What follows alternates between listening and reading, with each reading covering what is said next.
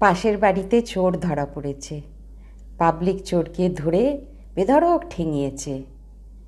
চোর বেচারি কাঁদতে কাঁদতে বলছে, আপনারা আমাকে ধরে ঠ্যাঙাচ্ছেন, আমি কি চুরি করেছি বলুন?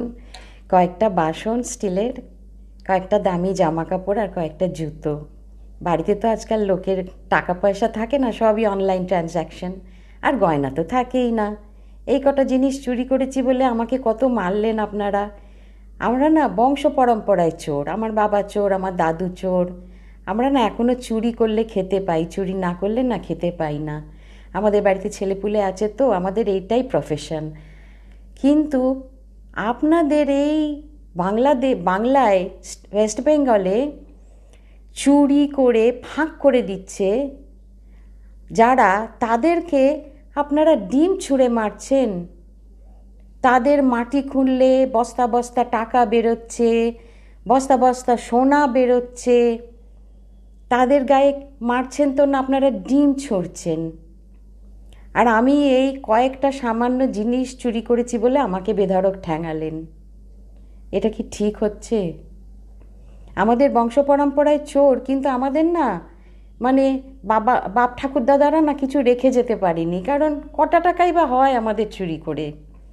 আর ওনাদের যারা এরকম স্টেটটাকে ফাঁক করে দিল, তাদের 14 পুরুষ বসে খাবে এখন।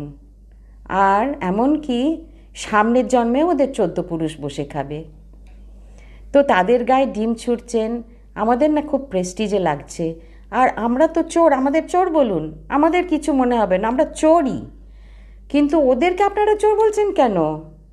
ওরা চোর নয়, ওরা অন্য কিছু।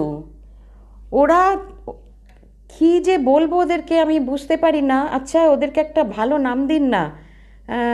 ধরুন, যদি চোরের বদলে ওদের বলেন ভাইপো। ভাইপো আমাদের স্টেটটাকে ফাঁক করে দিল, ভাইপো আমাদের সর্বনাশ করে দিল। ভাইপো বলুন।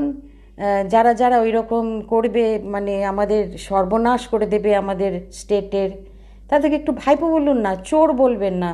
চোর বললে না আমাদের না কীরকম একটা মান সম্মানে লাগছে। এটাই আমার অনুরোধ। নমস্কার।